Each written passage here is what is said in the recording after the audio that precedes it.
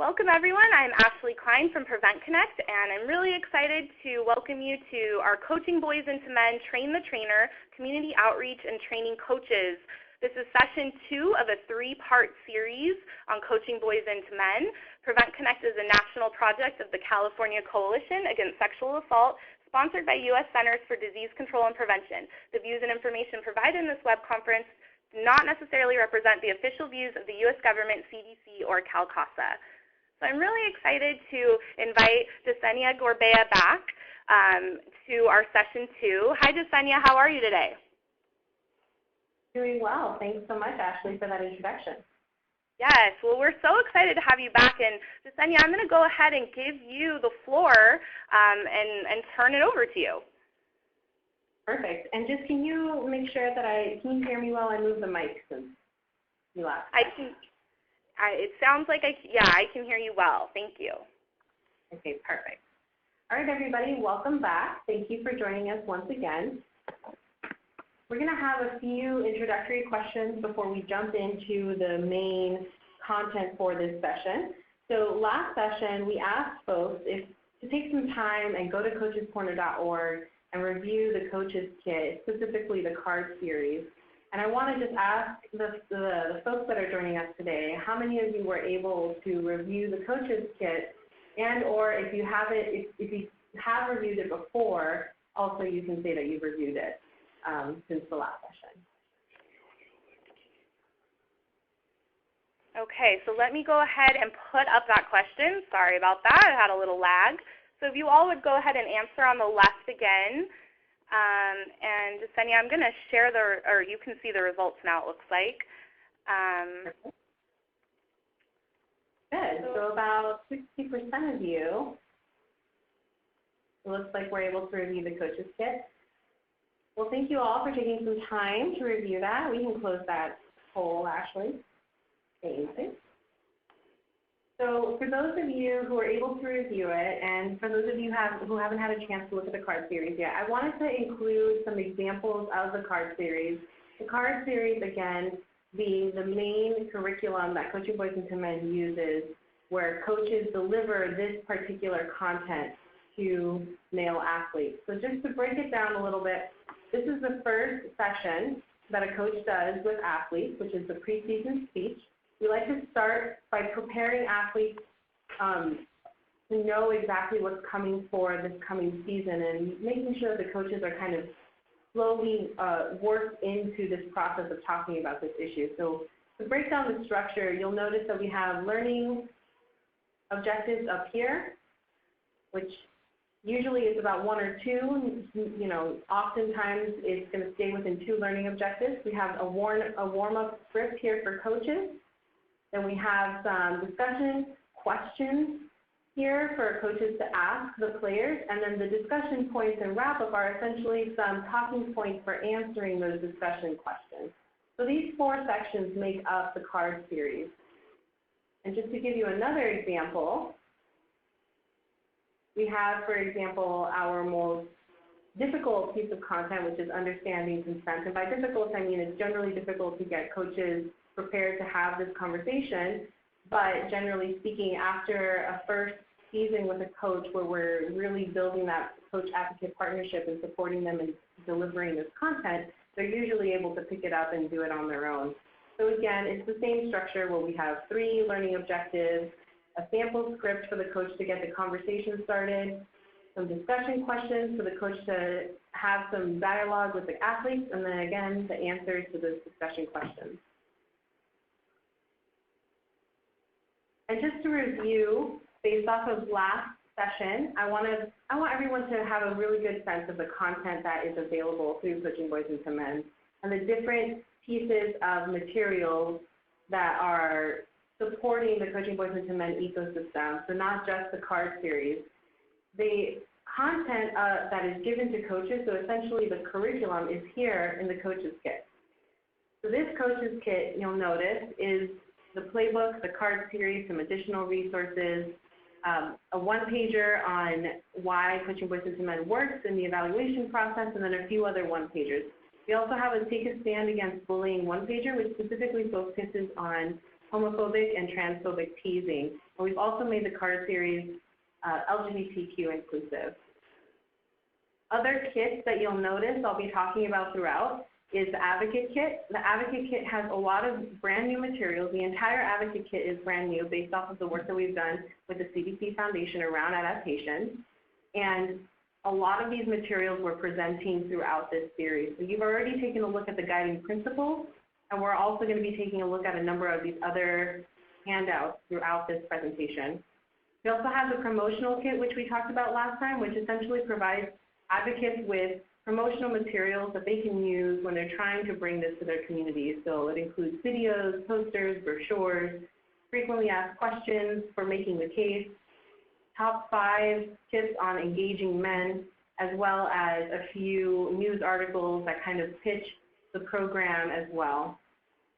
The clinic kit is essentially going to be covered throughout this session, is all of the tools and materials that you're going to need to train coaches. So it includes the presentation for coaches, the clinic lesson plan, a planning worksheet, as well as clinic frequently asked questions. And we're going to cover this in depth in this coming session. And then last but not least, of course, we all want to know whether or not our programs are effective. So we have created an evaluation kit. And this is so that you can do program evaluation of Coaching Boys into Men in your community. So we have the kit, the survey tools and materials, as well as the analysis tools and materials. And we also have a program evaluation webinar where one of our chief evaluators team members, Katrina, joined us and gave a full webinar on how to use those evaluation tools, this evaluation toolkit, specifically what are some of the best practices for delivering program evaluation. So this is everything under the sun that involves Coaching Boys into Men. They're split up into these 5 different toolkits, and within those 5 different toolkits, we're going to be continuing to add materials, but this is everything that we have up until now. So Jasenia, we had a question from Rebecca in the text chat asking, she's in Minnesota, and so how would the resources be a benefit to us, or do we create our own community resources? So maybe it's a little bit to dive a little bit deeper into that in terms of community resources. I'm not sure that I'm understanding the question. Is it how to adapt it for their community? Is that the question? Just want to clarify. Yes, Rebecca says yes. Okay, great. So I'm really glad that they're asking that question, because that's exactly what the whole purpose of this series is to basically go over the ways in which Coaching Boys into Men has been adapted in various communities. So to understand what are the fundamentals of Coaching Boys into Men and what are the key ingredients to Coaching Boys into Men, and then support advocates in adapting it for their community. And we're actually going to go into a deep dive around how to adapt it for your community in the next session. So I'm going to hold that question, and if they can tune back in next session, we're going to have a lot of materials available for adaptation then.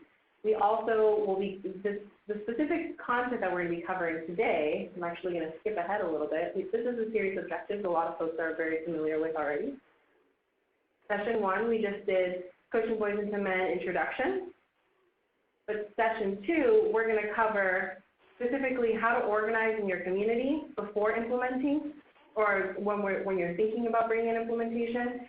What are some promising practices for community outreach, for gaining buy-in, and creating a sustainable implementation. And we're also going to review the coaches training materials and learn how to train coaches. So in this particular webinar, we're going to focus on community outreach and training coaches, and next session is going to be specific to how to adapt all of this content for your community. Hope that's helpful. So to jump right in, for those of you who are looking to implement Coaching Boys into Men in your community, reviewing what we talked about last time, one of the main distinctions that I want folks to focus on is that, again, implementation is a full community ecosystem that goes into getting coaches to deliver this program to their athletes. So implementation is the full community, and delivery is just the coach speaking to the athletes directly.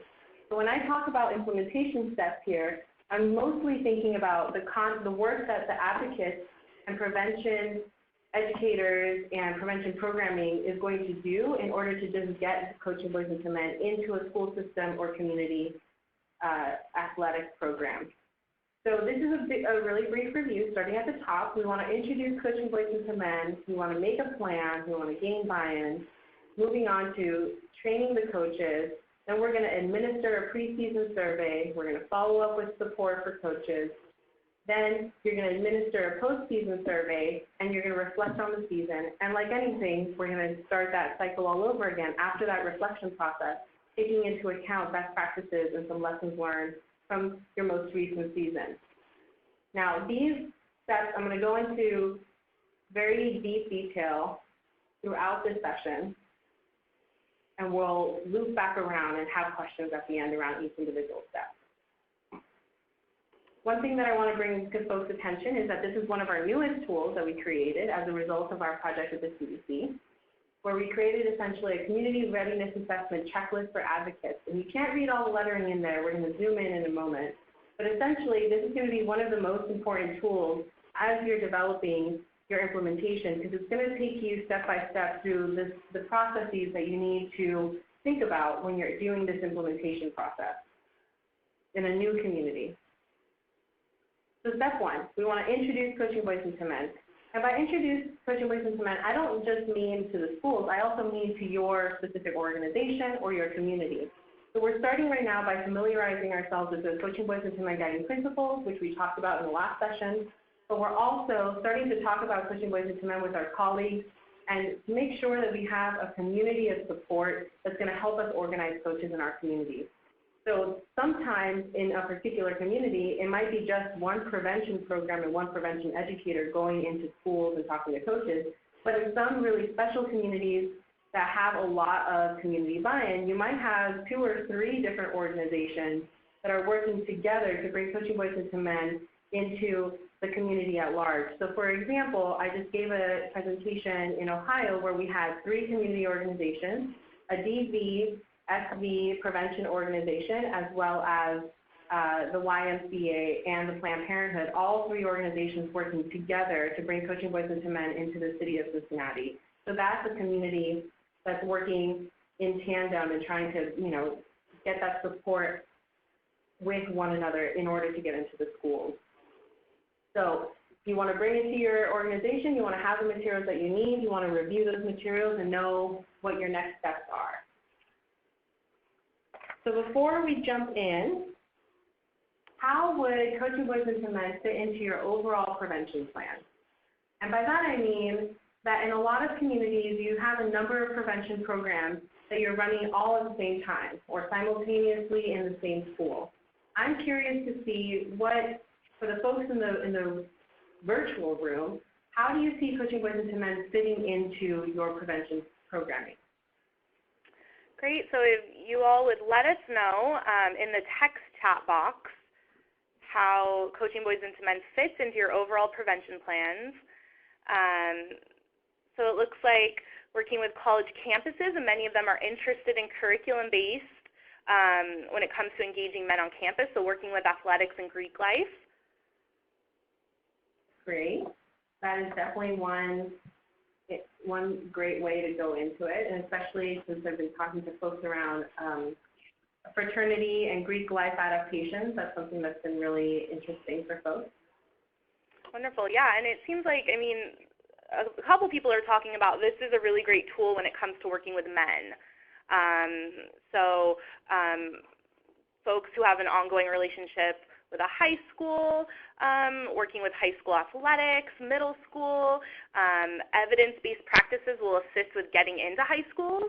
So really using this as a way to get into maybe places where you haven't been successful in establishing that relationship or buy-in. It looks like, let's see, Denise is saying, again, it's just one way to reach men and boys in schools and in the community, and it really fits well into the socio-ecological model.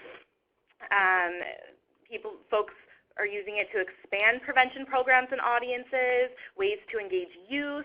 So it looks like there's a lot of ways that folks are identifying as how this will fit into their overall prevention plan. Thank you all. Perfect. Thank you. And for a lot of folks, reflecting on what the audience is saying, for a lot of folks, Coaching Boys into Men is their Engaging Men tool within their prevention programming. And for a lot of folks, it can also be their way to get into a school or into a community, and they find that it's a fairly low-cost, easy curriculum to get started with and then build relationships with those schools and continue to grow their prevention programming in those schools and in those communities through kind of that first entry point with Coaching Boys into Men. I also like that niche that you said that it fits into a socio-ecological model, because Coaching Boys into Men is only a part of having a fuller conversation of prevention programming in a community, because it is very individual focused between the coach and the athlete. A lot of the work that has to be done in the community to support prevention or overall violence prevention will actually only augment the effectiveness of Coaching Boys into Men. So for example, communities that have safe dates already being implemented that bring Coaching Boys into Men onto their prevention programming, it's only going to augment the effectiveness of both programs if you have them running at the same time. Great. This is fantastic. Thank you very much. So the next step that we want to take is obviously making a more comprehensive plan. So identifying what are the schools or communities that you want to implement in. And you have to kind of think about completing the readiness assessment as a iterative process. So the full form is something that you're going to do as you're doing the implementation process. But in terms of implementing or finding your implementation schools or communities, oftentimes I really urge folks to go with where their lowest hanging fruit is, which is communities that they're already in, making sure that they're talking to the right gatekeepers and the right stakeholders in those communities just to get the word out that they're interested in coming into their community to talk about Coaching Boys into Men. And oftentimes that starts with, we have a connection to a school because we have a volunteer whose partner is a coach, and maybe that coach can get us a meeting with the athletic director, or maybe my son or my daughter goes to this school and I can speak to the teacher and their teacher will connect me. And sometimes those personal relationships are actually really useful and critical into getting into a school. Or alternatively, maybe you're already doing some prevention programming or some sort of health programming in the school, and you kind of use that route to have those conversations with other stakeholders and administrators, and oftentimes that leads you down the road of eventually getting to the athletic director in a school. So another audience question, I want to get a sense of how many folks are looking to implement Coaching Boys into Men in high school versus a community setting versus middle school. And then I forgot to put on here actually college settings, because I know there's a lot of folks that are interested in going into the college setting. So if you're in a college setting and or any other setting that I'm not thinking of, definitely go into the other box. Great, and it looks like folks are starting to answer. If you haven't answered, you can answer on the left. You should see a feedback box. It looks like, and Jasenia, you should be able to see that. So you can see that it looks like over half are looking at implementing in a high school. That's great. But I was also noticing in the text chat that a lot of folks were talking about the fact that Coaching Boys into Men allows them to go more into a community setting and outside of a school. So it looks like about 20% of folks are choosing that option. Yeah, and oftentimes we see that Coaching Boys into Men is used in YMCA leagues or even community leagues. Sometimes we see them in faith-based community leagues. So it's a school that can be used both in the high school setting, which is where it was originally intended, but also can be used in community settings, but within the same age group. The adaptations really only come in when you remove it from the age group of 14 to 18, and when you put it in co-ed settings, for example. So we'll talk more about when you're going into community settings, what that looks like in terms of adaptations, because sometimes if you go into a YMCA, you're going to get a co-ed league, and that requires adapting the material. So we'll talk about that next time, but it's good to see that we have a pretty good mix of folks that are looking to do high school, community, middle school, and then even some seems like the other category might be the folks that are looking to do higher education. So a lot of that we'll cover in terms of aging up the material or aging down the material. Great. Hello, Ashley. Oh, hello? Yes? Ashley, hi. I'm sorry to interrupt, but I just wanted to let you know that I'm having trouble with my internet connection. This is Nancy Burke-Bradley from Ohio. So I just wanted to say hi, and I also wanted to add I'm going to be bringing this program into the local Guardian Ad Litem program for CASA Voices for Children, and now I will be quiet. But I just want to let you know that I am present in the webinar. Thank you, Nancy. You're welcome. Thank you. Hello, can you hear me here? Hello? I'm going to go, so in the interest of time, we're so happy that you're all joining us. I'm going to go ahead and mute everyone's phone lines. And Yesenia, you're going to have to unmute yourself again. Okay, so let me just do that real quick. All guests have been muted. You can unmute your line by pressing *6. Okay, Yesenia, if you would unmute yourself and let me know that you've done that. And again, thank you all for joining us. We're so happy that you're here. Unfortunately, we have so many people in the audience, which is great, that we can't make time to go through, introductions on the phone. But thank you. Yesenia, are you there? I am here. Thanks so much. And thank you guys for being here. There's a lot of enthusiasm for Coaching Voices to Men, so I can totally hear that, both in the text chat and in the phone, over the phone. So thank you all. But moving into gaining buy-in. So this is one of the most critical pieces of Coaching Voices to Men and bringing Coaching Voices to Men effectively into your community. I think a lot of folks figure that because the CARD series is a fairly straightforward curriculum, that it would be something that's really easy to get into the hands of coaches and that it would just take off like wildfire. But in fact, I often say that Coaching Voices to Men is an exercise, an organizing exercise. And many of us as advocates have had previous lives as community organizers, especially when you're doing prevention education inside of a community or inside of a school system. We know how much effort it takes to just get into that school system. And I think it's important to underscore that getting into that system involves a variety of steps. So we have to meet with some key stakeholders, such as the principal, the athletic director, and oftentimes when I'm referring to athletic director, I'll say AD, so just so folks know. We want to talk to influential coaches.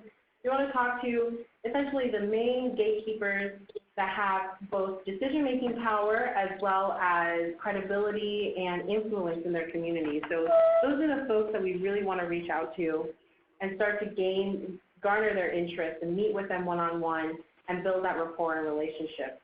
And of course, we want to make sure that when you're going out there, you're recognizing that what you're trying to convey is that that sports is a powerful tool for making social norm change, especially in the lives of young people that are heavily involved in sports and that are often have a lot of social capital in their schools and communities. So with that, you then meet with those administrators and those key stakeholders. And we have a few tips for you for how to do that well. This is another new tool that you'll see on the right-hand side. It's our top organizing tips from CVIM champions. And I don't go through every single one of these tips in this session, but just to give you a sense of some of those tips, we definitely want to plan ahead because we all know that in a lot of these school systems, we want to think about what their schedule is essentially. If they are the sort of school that starts in the middle of August, oftentimes their teachers and their coaches are going through training 2 weeks before the school starts. And what that means is that you're going to want to get in the door probably the springtime before to get them prepped and ready to have those initial conversations and set a date for a potential training or a clinic for the next fall. So for example, right now is a critical time to start having those initial meetings with administrators and with coaches and with teachers in that school system and start to get them to think about Coaching Voices to Men, to buy into that program or into prevention programming so that you can then set a date for a training for those first 2 weeks of August while the teachers and the coaches are training. Oftentimes what we do is we like to jump into some sort of mandatory training they have already and just add an hour and a half of Coaching Voices to Men in there. so that the coaches don't feel like they have additional things to do, but instead that you're a part of their general orientation or their beginning of school year orientation. So that's something to think about. The other thing to remember is that you are the trainer. You are going to be the person going into those schools and training the coaches. So the violence prevention advocate, as both an educator as well as a trainer as well as an organizer, is a critical piece of all of this. You want to engage leaders that inspire. So what that means is, of course, going to an athletic director or a coach that has a lot of influence in that community, and know that athletic director relationships play a pivotal role in the success of a program.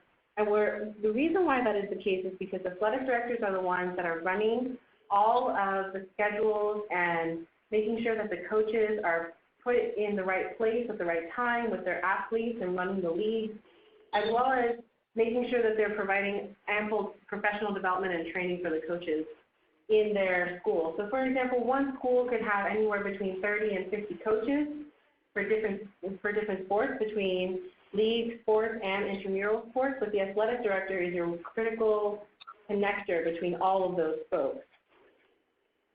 So you want to make sure that you're building a relationship with them. Some questions you want to ask yourself is this an influential athletic director?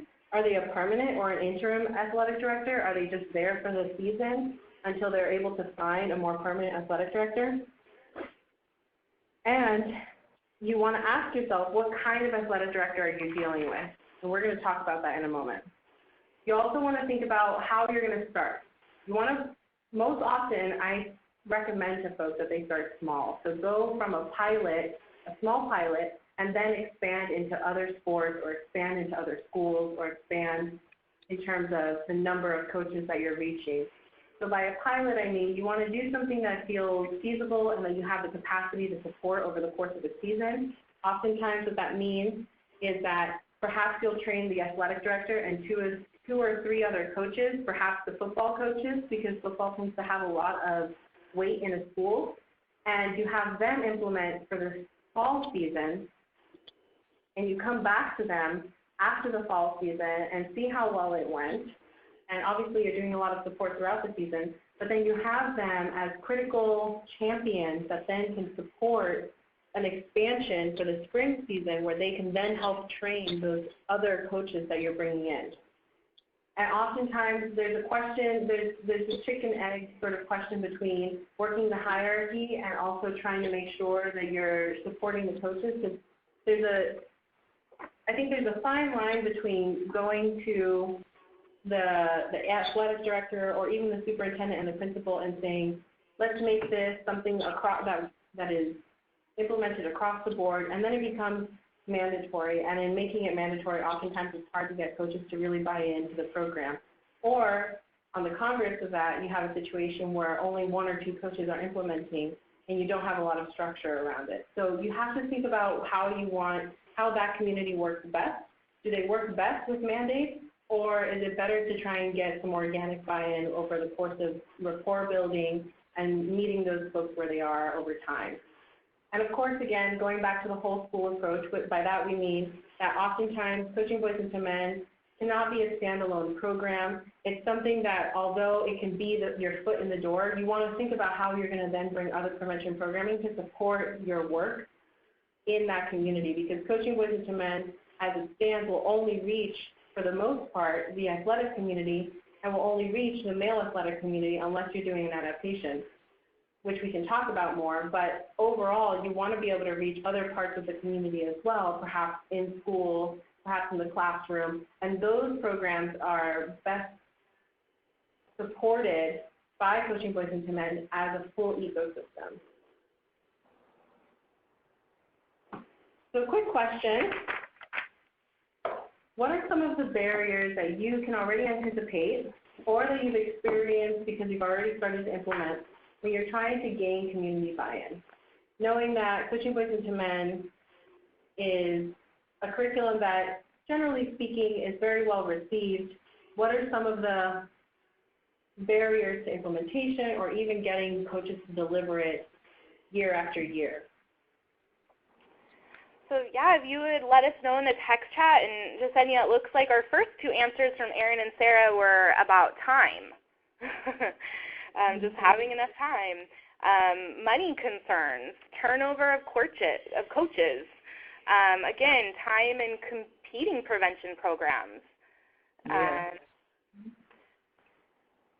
Rhonda says, we don't have any issues here, in quotations. That's something that, unfortunately folks hear often.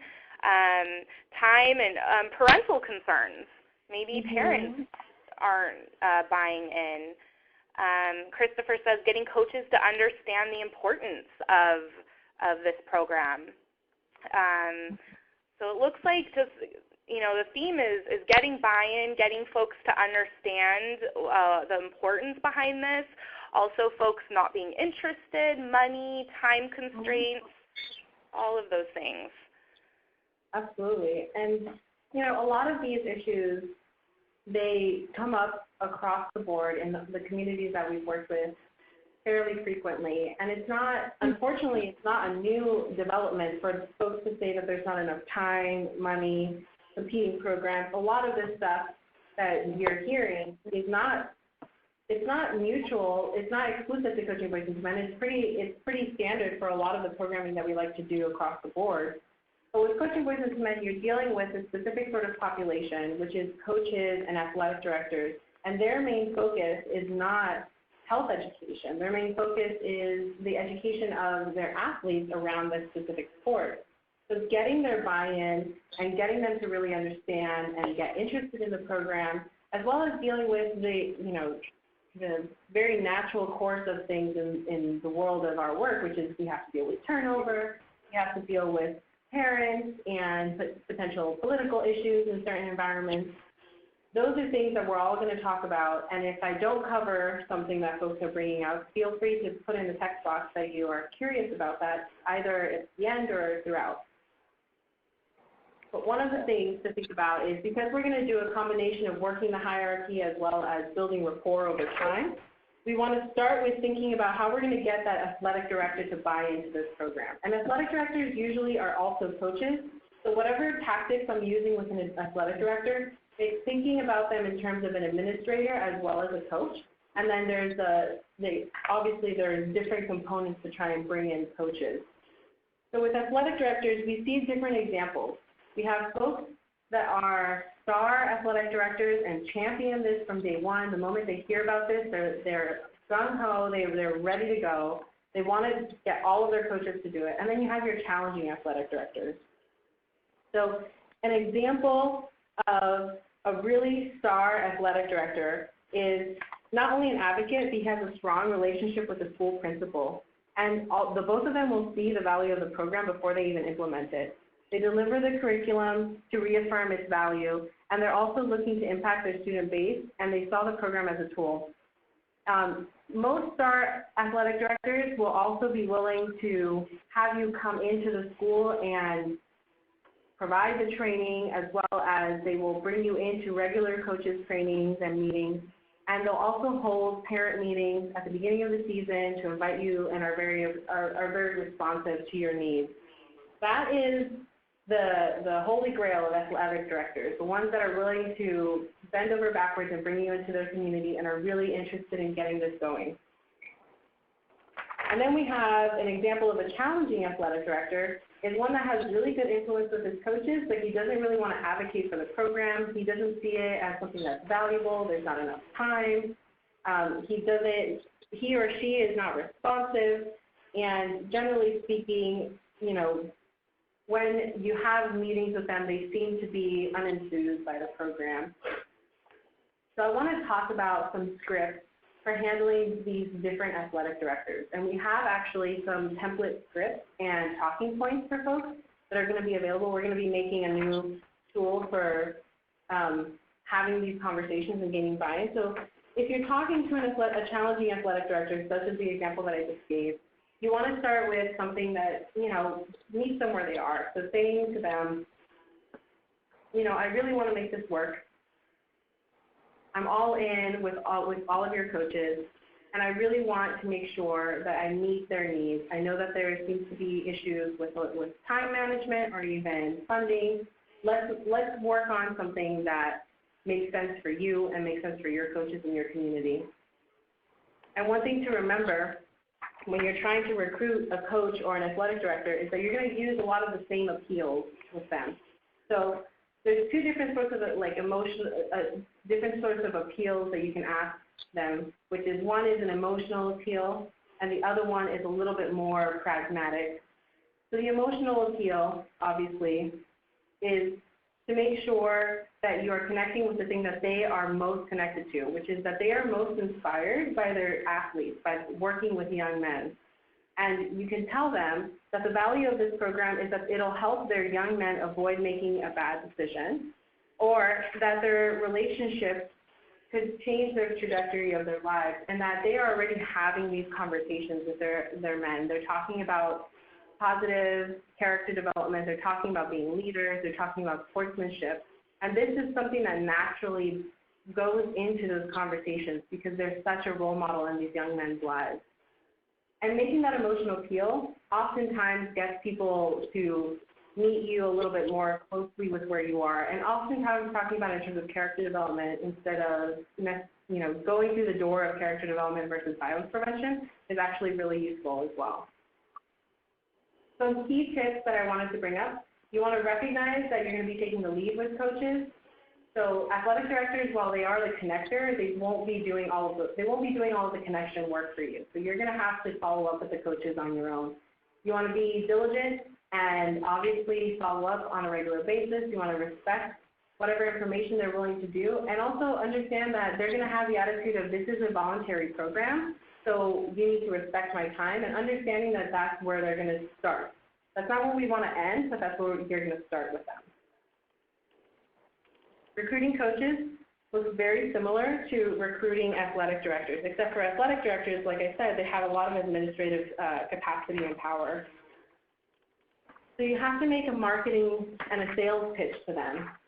And a lot of that is connecting to their interests. Again, a coach, as well as an athletic director, their main focus is their athletes. And the reason why they come back season after season is because they love working with their athletes.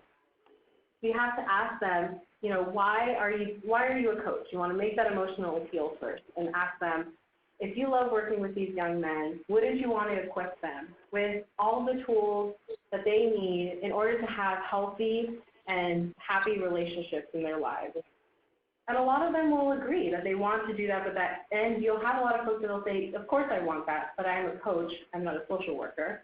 And you can say to them, your work is inherently role modeling for them a lot of the work of relationships.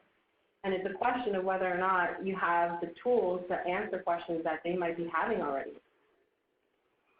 So you want to present yourself for the first time with some key talking points. And a lot of those key talking points we're supplying through these scripts and these tools that we're creating around meeting those challenging athletic directors and coaches with specific talking points. And I think that on top of that, you have to think about logistics and communication. So what's the best way to talk to these coaches or athletic directors? Oftentimes that means thinking about, are they best over text message? Are they best over the phone? Is it best to stop by the school? Should you send them an email? So asking yourself, what's the method that you have found most responsive and that they find to be the most useful? So asking them even those simple questions are really critical in building your relationship and rapport.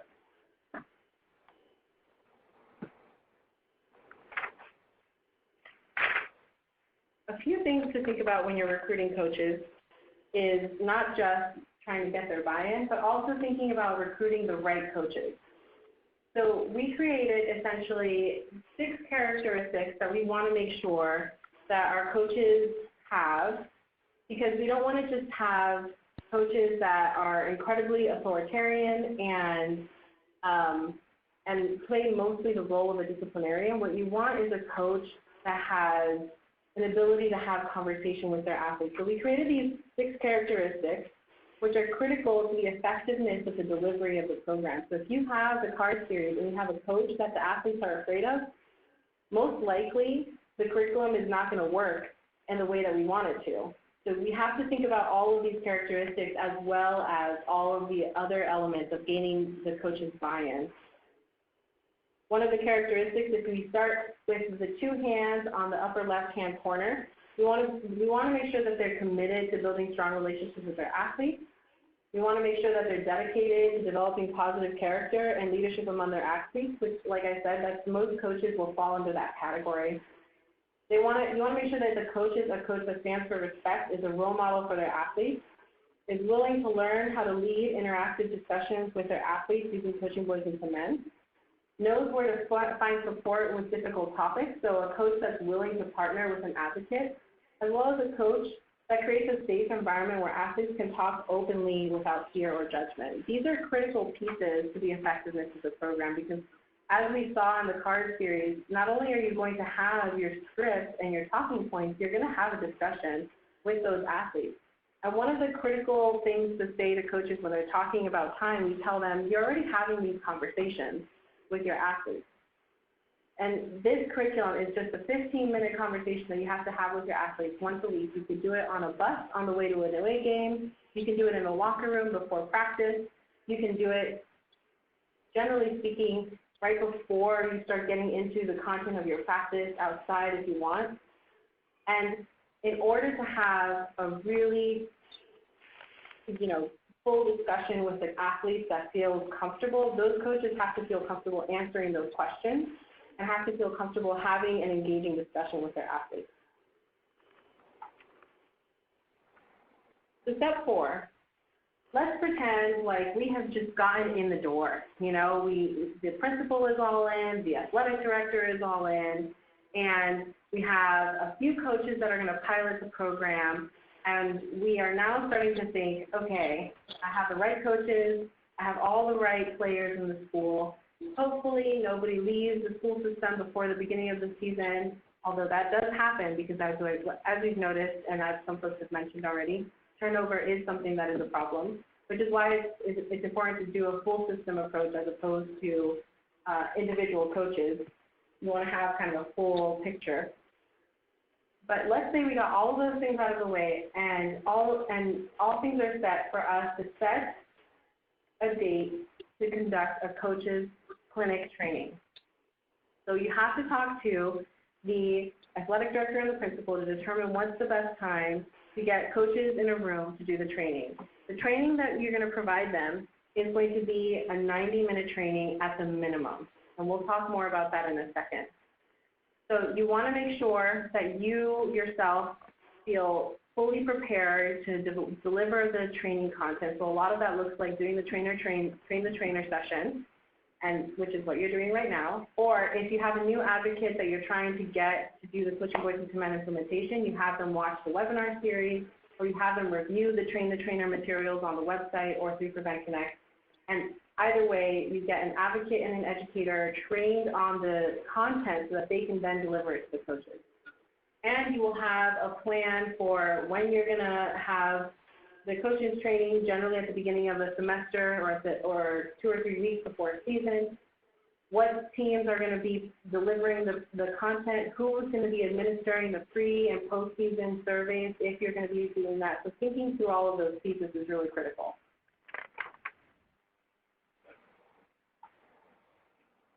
And then we get to actually training the coaches.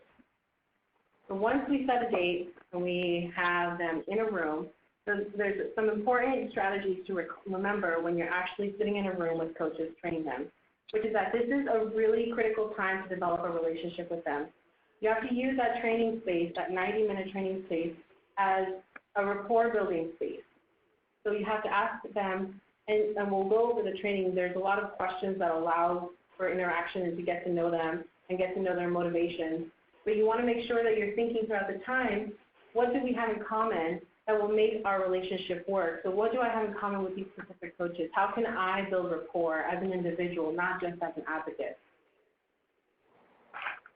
As well as making sure that you're adaptable and you're flexible to their needs, because this issue of time and this issue of money and funding and all of the other barriers that we have mentioned before, a lot of that has to do with our ability as advocates to meet community needs with being flexible enough so that we can still get the program in the school, but also understand that there are going to be some specific challenges. So for example, in some school districts, you're trying to run Coaching Boys into Men in a winter season or even in a spring season, but in some of our implementations in North Dakota, for example, they got snowed in so much that their seasons got cut short. So you have to work with those, coaches and those athletic directors to ask them, how are we going to make sure that we deliver the content given the fact that there's this issue of cutting short, of the season getting cut short and not having enough time to deliver it. So those are things that you have to kind of stay on your feet for. So another thing to think about is if you have less than 90 minutes, you're going to have to split up the content into several individual meetings because you want to make sure that you're covering all of the training content so that they feel fully prepared and so that you also feel as an advocate that you're preparing and equipping the coaches properly to actually deliver this program.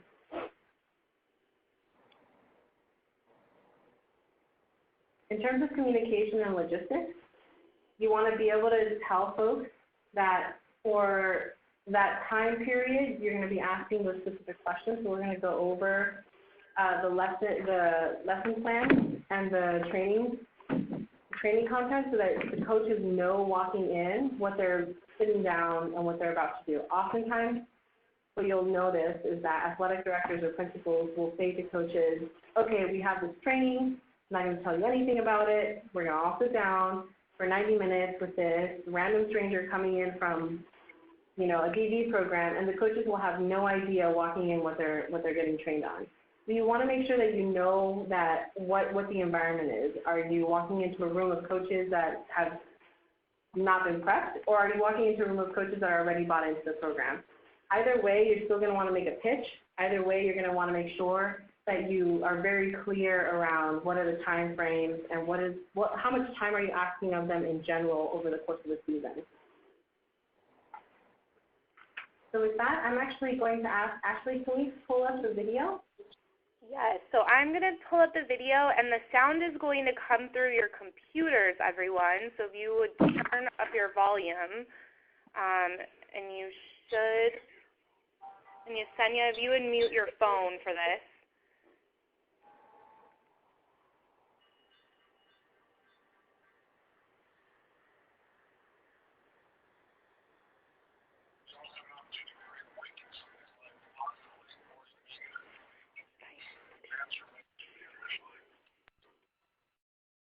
All guests have been muted.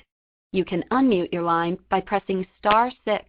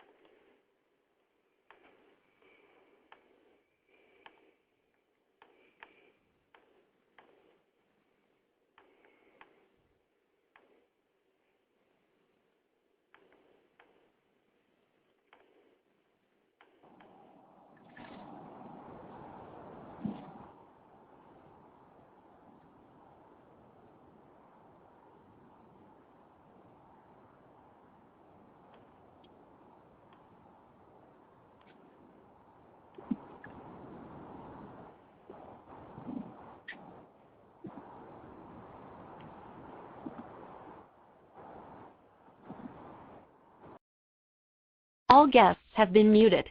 You can unmute your line by pressing star 6.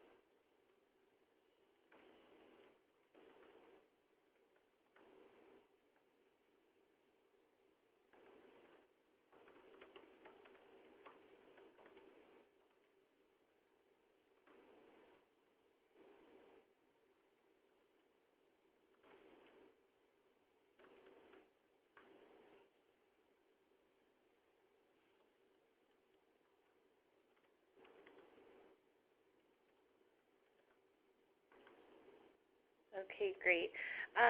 Jasenia, you'll have to unmute your phone again. Sorry about that. And if you all weren't able to view the video, I did post a link. All right. Thanks so much, Ashley, for that, for the video. No, Yeah, I wasn't able to view it.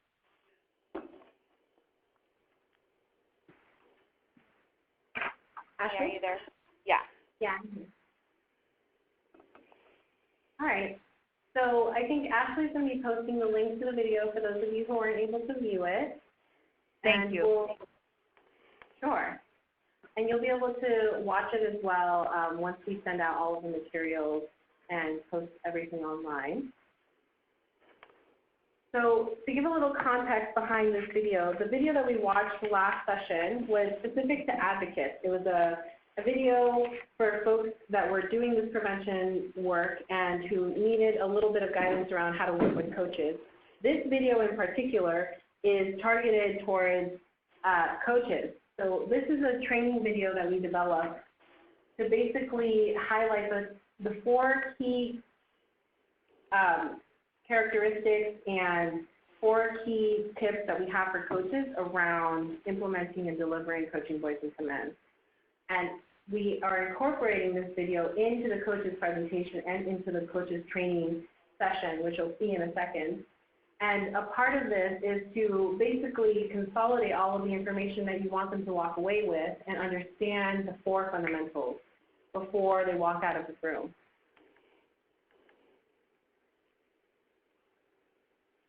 And with that, we're going to move into looking at the Coaches Clinic tools and presentation. First, I'm going to cover the tools that you're going to be using for the Coaches Clinic. So we have a number of tools that support the presentation. The first of which is thinking about the learning objectives of the Coaches Clinic. So when you're sitting down or standing up in the case of a presenter and training coaches, you're going to have these main learning objectives for the coaches, which is why are coaches critical? We're going to have 2 versions of the relationships matter. First, defining abusive and healthy relationships, and then also going back to relationships matter and having them use their own words, having coaches use their own words to identify and talk about this issue.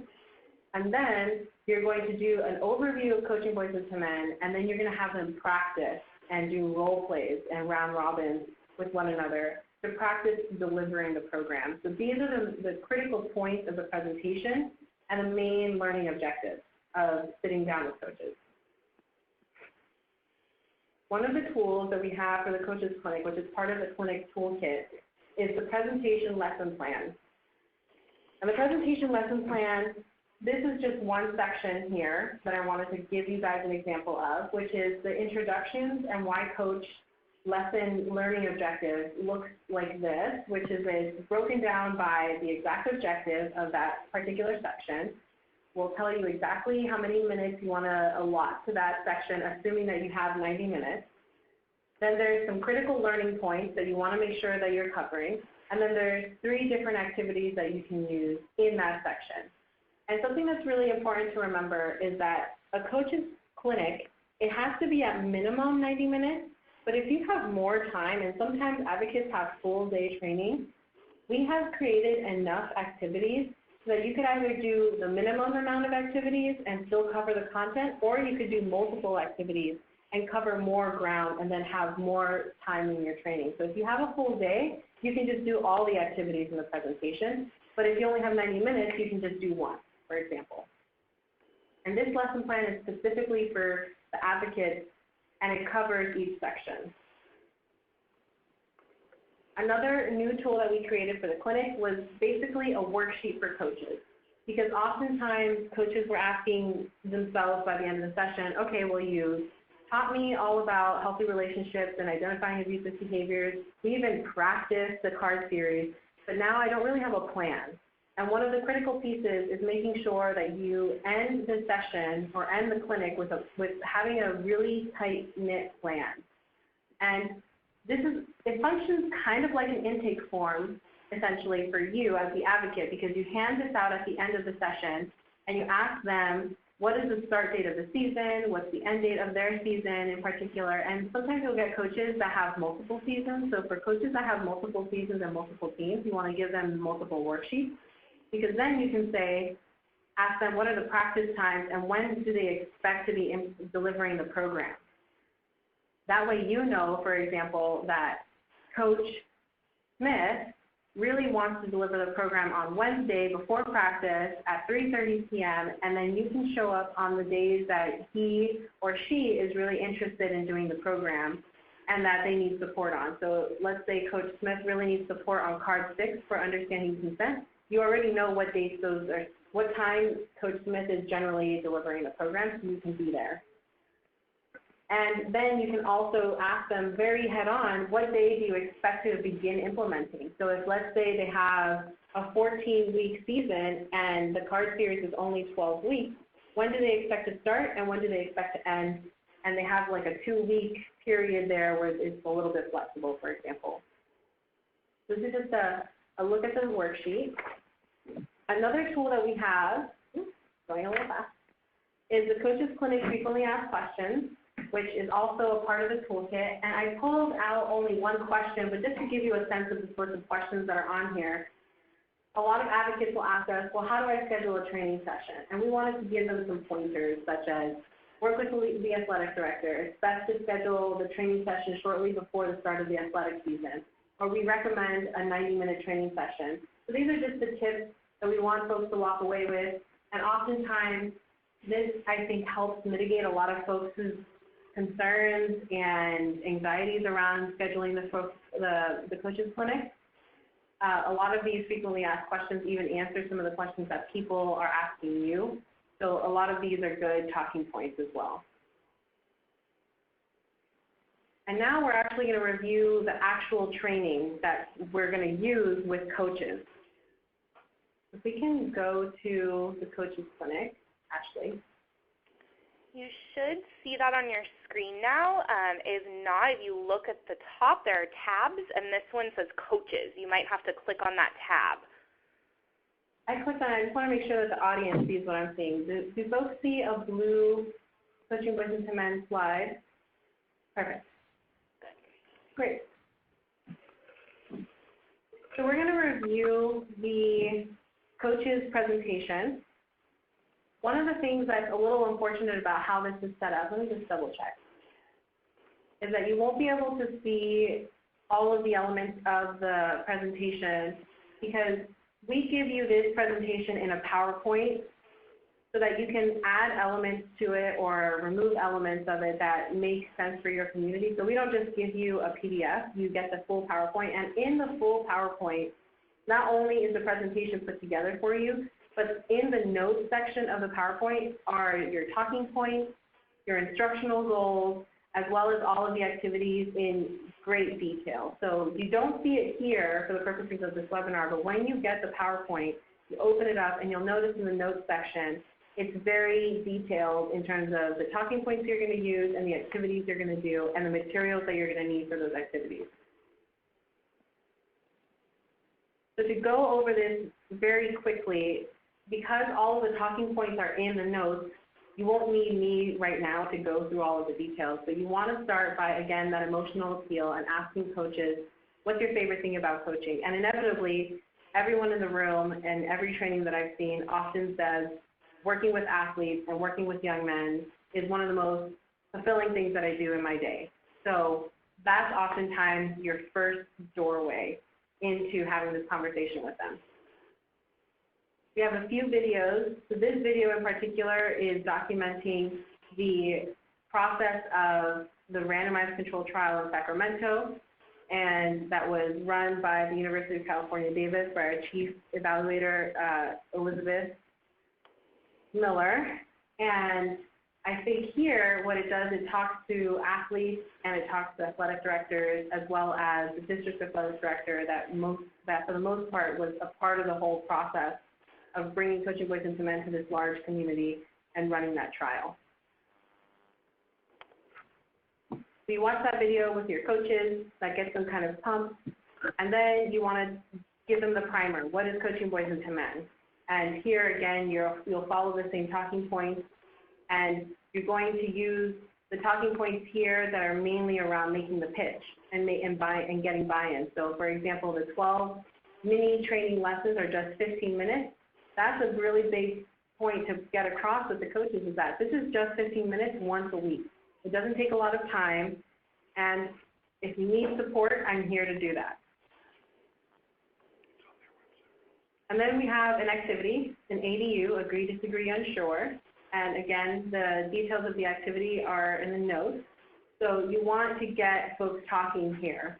And this is a good opportunity to gauge how people feel in the room, and basically how does that community function in terms of competitive nature and whether or not, what sort of values they have in that community. Then here, we talk about the guiding principles. Again, this is the image that you guys saw in our first session. You want to make sure that the coaches know why we think this is critical and why having these conversations in an athletic context is so powerful, which is that you want to leverage the power of sports, you want to leverage the leadership and really the role model in the coach and their relationships with their athletes. And that ultimately it's about fostering strong partnerships within the community, within the school, and making sure that we're all working together for a better and brighter future for their athletes. Here, we're making the appeal, again, that coaches are a critical part of not just training them as athletes, but also in terms of their off-the-field leadership.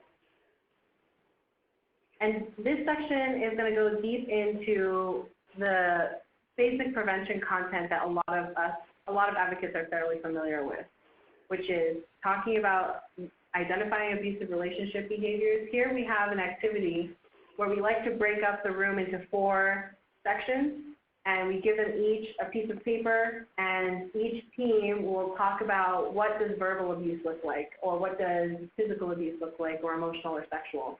And then the teams will come back together and report back. So here they're identifying abusive relationship behaviors as 4 individual teams. That's one of the activities.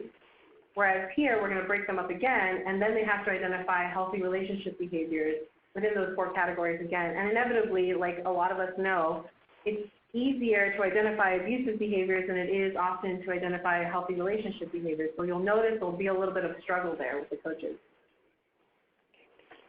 And then we're going to have some basic conversations around why it's important to talk about teen dating violence and why it connects to the issues that they're seeing in their schools. So often coaches will be really concerned about the use of drugs, or making sure that their students are doing well in school, or that they're having healthy behaviors in terms of their diets and in terms of smoking.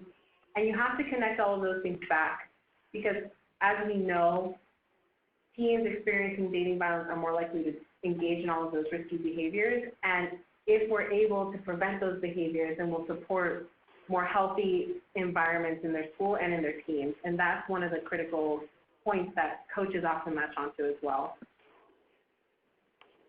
And then back to an emotional appeal, which is that, again, you're a coach. Oftentimes you spend more time with your athletes than even their parents, and you are one of the most influential figures in young men's lives. So we bring them through this process of telling them, you know, you're doing the work with your players and your teams, but that it's part of the school and community, and that it all starts with them. We have another video here. This is a fun video that was put together by our partners out of Portland, Maine. And they basically created a promotional video around their team, the Red Riot. And it's a really good, fun video to kind of get them back in a really excited mood right before we jump into all of the content. So we want to talk about those coach characteristics. And in this context, you want to talk about it in terms of this is what's going to make this program work. So for the purposes of recruiting a coach, these characteristics are critical for you to understand what coaches are going to be the best implementers, the best deliverers. But for the coaches, it's important for them to know what are the skills and characteristics they need in order to be the most effective on the field with this program. You're going to walk them through their responsibilities of the preseason, during season, as well as postseason. And all of this will be available for folks to really peruse and take a deep dive into all of this content. You're going to walk them through the kit, so the playbook, as we all know, the card series, which is the actual curriculum, as well as the references and resources that are available. And at this point, you will have handed out the actual coach's kit, the hard copy kit, and you're having them go through the content. Because then you're going to walk them through the content of the card series as well as the resources. So the card series involves the prep cards, the training cards, the halftime and overtime cards, which we've talked about. And you're going to talk to them about each of the training topics, break it down between the first half of the season to the second half of the season. And then you'll sit down with them to talk through the specific tips that we've covered in the video that we just saw. And in that, after the video, you're going to come back, you're going to loop back around to those game plan topics, which is use your own coaching style, encourage athlete participation, team up for tough topics. And of course, no clinic is complete until we get some time to practice, because you want to be able to go around and support their practice. So it could look like round robins where one person is practicing in front of the whole group, or you can mix it up and have one round robin and several small role plays. So here we have a ton of activities for folks to choose from. And you're going to talk them through the different elements of the training cards, the warm-up, the ask the players, the discussion points, and wrap-up. Then they're going to choose a training card, and you'll notice that coaches will choose an easier training card. So they'll choose the prep for the season card, or they'll choose the make the pledge card, which is the last one. And you want to encourage them throughout the activities to choose some of the more difficult ones. So you will be a little bit more directive, and you'll say, okay, let's start with everybody do a role play of the first card, and you do one of those role plays, and then you'll start another role play, and maybe you'll do a round robin because they don't know how to do it yet, and you'll have one person who you know is a really excellent champion around this issue do the understanding consent card in front of everyone else, and then let them ask questions. We have all of that detailed. Another tool, brand new tool that we created, was the fair or foul play one-pager, because oftentimes, and this actually is going to be going into the coach's kit, Oftentimes, coaches don't know when they're on the field what are the ways in which they can, change it up, what are the ways in which they can adapt the content or even adapt the session. And they'll say, they want to skip from the second card to the seventh card because they heard that in their community there was some issues around bragging around sexual reputation. They heard some stuff in the locker room and they just want to skip straight to that content, and they'll come back to the other stuff later. And what we tell folks is that don't skip training cards. Don't skip around the content. Go straight through the content the way that it was built, but use that opportunity as a teachable moment and cover it and say, and we're going to talk about this next week, or we're going to talk about this in 3 weeks again. You can use the talking points that are provided in the playbook, for example, so that you can talk about that issue of bragging about sexual reputation within the context of a teachable moment, but then you're going to loop back around it when the actual content for the card series comes around in the right order. And that way you're actually reinforcing the content over time and not skipping around and missing critical points.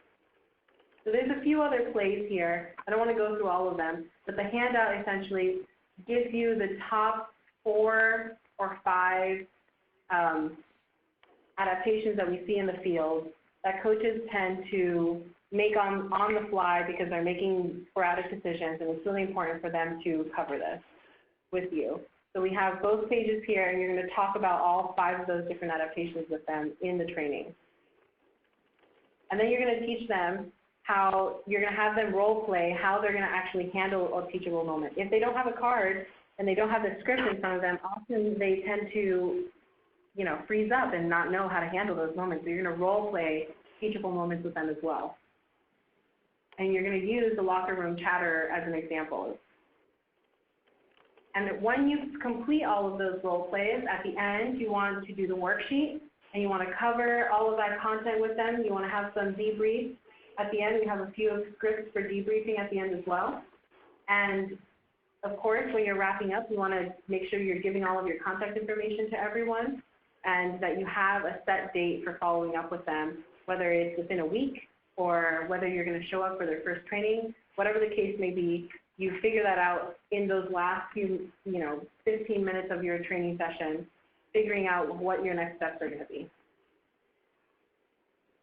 So returning to a presentation, you've done your training, and your coaches are completely bought in, and maybe a few of them have dropped off, so you trained 15 coaches, and only 8 of them are going to be delivering the program this season because maybe some of them weren't convinced of the program, don't have enough time, or you're not able to, in terms of your capacity, follow up with all 15, and you can only really follow up with 8 of them. Whatever the case may be, at this point, you've identified a convenient time to talk to them. You've identified the best logistical way to continue to have a conversation with them and follow up with them. And they tell you that they're going to start implementing or delivering the program on the first practice. And you have to ask yourself and talk to the coaches about this, and this is what you're doing at the end of your training session, when are you going to administer the preseason survey? This is an example of the preseason survey here, and you survey both the coaches and the athletes so that you can actually see how you're shifting norms, not just in the athletes, but also how you're shifting norms in the coaches. One of the critical things that people forget about is that you want to make sure that you're following up with coaches throughout the season. And that's just as critical as following up with them at the beginning when you're trying to get their buy-in. A lot of that means that you have to know their priorities, know their game schedule so that you can show up to their games or even know when they're going to be away. You want to know how you're going to track the delivery of the program. So does that mean that you're going to show up to all of their sessions, or are they going to communicate with you over the season? Determining what your capacity is and what the coach, how involved the coaches want you to be is really critical during that training session and in the follow-up. Also, of course, offering to help them with the tough topics. So like I said, the 3 tough topics, or the top 3 topics that are most difficult for coaches is bragging about sexual reputation, digital disrespect, and understanding consent. Knowing that ahead of time, you can ask the coaches, do you want me to come in and support your delivery during those sessions? Some coaches might feel like they're completely equipped, and some coaches might not. The one thing you want to make sure that you're doing is that you're always partnering with them to provide those trainings, but not just doing it for them, because you don't want them to rely too heavily on you, so that you are creating sustainable implementation and delivery over time, not just replacing their capacity to do this training. The support was very different than just doing it for them. You want to give them recognition if that means that in their school district there is some sort of awards ceremony or some sort of end of the season ceremony. Maybe you want to come in and give them some sort of certificate or some sort of pizza party. It depends on the funding. It depends on what the school district will allow and what you are capable of doing in your community. But oftentimes doing something nice for the team is going to really help, because coaches oftentimes will say, I don't want anything for myself, I just want some food for my athletes, or maybe some gift cards for my athletes. So thinking about that.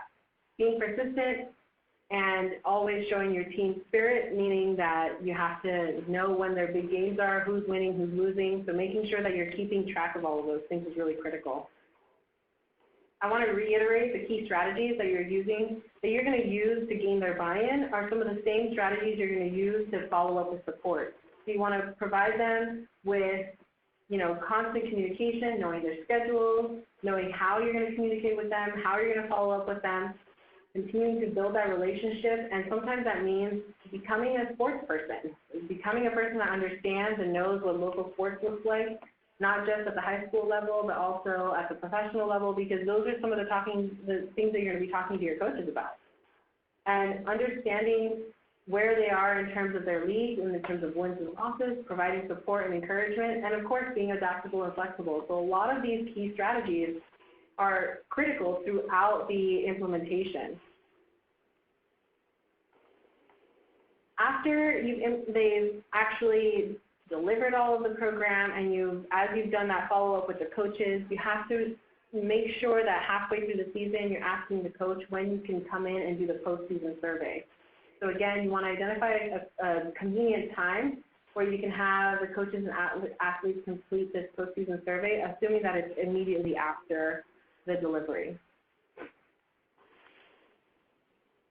And to circle back, this is a full season. And we're going to reflect on the season by getting some feedback from the coaches, getting some feedback from the administrators and the school, getting some feedback even from the athletes, not just through the surveys, but even just anecdotal feedback.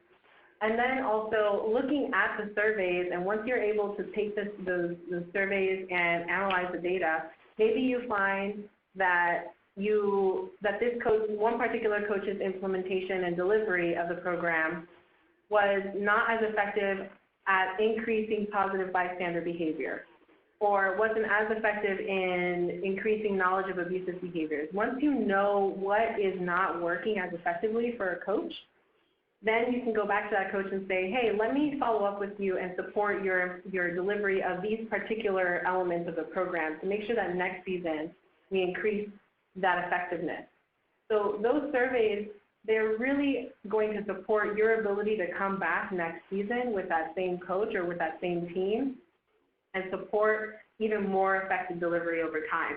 It also is really effective for when, and we'll talk about this more again, when you're doing an adaptation, if you want to determine whether or not your adaptation is working, you use these surveys, you use the program evaluation to determine if your adaptation is actually meeting all of those requirements. And then you'll start all over again. So if you are looking at a new community, you'll want to either expand, or sometimes there's coach turnover, so you'll have to start over with new coaches perhaps. But you'll see that this cycle is fairly consistent season after season in terms of the steps that you're going to have to take to build an implementation. And in closing, or to really wrap up all of the tools that we covered today, we talked through the community readiness assessment, which is up here on the left. And this community readiness assessment is in the Advocate Toolkit. All three of these are available in the Advocate and Coach Toolkit. The first two are in the Advocate Toolkit. The third one, Are You a CBIM Coach, is part of the Coach's Kit. But the CBIM organizing journey is what we were covering just now. So this wonderful circle here is basically this circle you see here. this journey here. And this one-pager is available in the toolkit. The CVIM Coach, this graphic is available in the Coach's Kit. So again, these are the 4 kits that are going to be available. Some of them are available now. So the Coach's Kit is available now on our website. The Evaluation Kit is available now on our website. And the majority of the clinic kits are available now on the website. The Advocate Kit and the Promo Kit are going to be made available shortly, and I'm also going to provide all this materials to Prevent Connect, and hopefully they'll be able to put it online with the webinar recording as well. So these are the 3 kits, or the 5 kits that you're going to be using. The one that's going to be the most important at the beginning of your of your implementation process of gaining buy-in and training coaches are going to be the Advocate Kit and the Coaches Clinic Kit, because those are the 2 things that you're going to really need to get started. And then you're going to use the Promo Kit to get more buy-in and get other folks in the community, as well as the Coaches Kit is going to be what coaches use when they're actually delivering the program.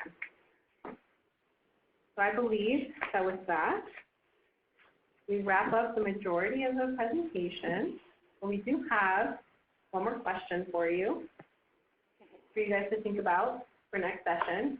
Next session, we're going to explore in depth the essential elements of Coaching Boys into Men. So what are the critical pieces of Coaching Boys into Men that cannot change, otherwise you would most likely see a decrease in effectiveness of the program. And we're also going to review some basic adaptation guidelines and the materials that we created for folks to adapt the content. And you're going to gain the skills so you can meet those community challenges through effective adaptations. So what I've noticed, and I'll talk about this a lot more in depth, is that often adaptations come out of meeting specific community needs or community challenges. And a lot of that then it has evolved over time into different sorts of Coaching Boys into Men iterations. We'll talk more about that. And then we're going to talk about the lessons learned from those different iterations and most common adaptations. So for next session, I want you to start thinking already about what populations and settings are you thinking that you're going to need to implement Coaching Boys into Men adaptations. So if it's outside of the high school male athlete athletic context, it's an adaptation. So what are some of the settings that you're already envisioning you're going to have to adapt for? And then we're going to go deep into that content next session. And with that, I think that's a wrap, Ashley. Thank you so much, Jasenia, and thank Coaching Boys into Men and Futures for all of the work you're doing on this. I'm really looking forward to session 3. There's been a lot of conversation in the first session and in this session around adaptation, so we hope that you'll all join us for that session where we'll be talking about that. We have already updated the Prevent Connect site with links to the coaches' training PowerPoint. And we'll also be adding all of the links to the kits and sending you an email with that information. You'll be getting a short follow-up email with a link to an evaluation survey. We encourage you to give us your feedback. But thank you all so much for joining us. Jasenia, thank you again. Fabulous. And you all are already registered for session 3, so we will see you then on the 15th. So thank you. This concludes today's web conference.